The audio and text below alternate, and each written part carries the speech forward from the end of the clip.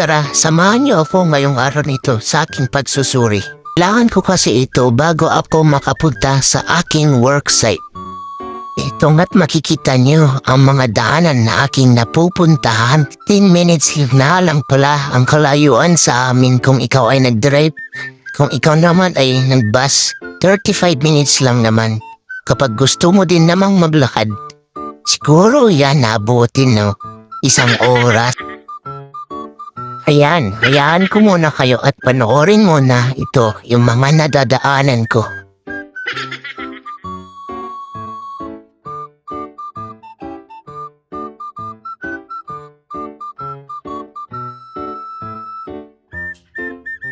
Ito naman sa part na ito na naghahanda na ako para sa aking appointment. Oops, ihandang yung mga mata, baka masilaw kayo. Ayan nga't nagkikilamos na tayo. Tubig-tubig lang na pala yan sa mga gusto mag-sponsor ng skincare. Beke naman!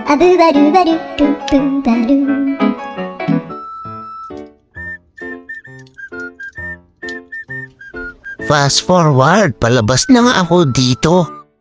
O diba ang bilis at andito na nga tayo. Dahil na hindi ako makabidyo sa loob, eto na lang ang may papakita ko. Salamat ulit sa pakikinood. Paalam!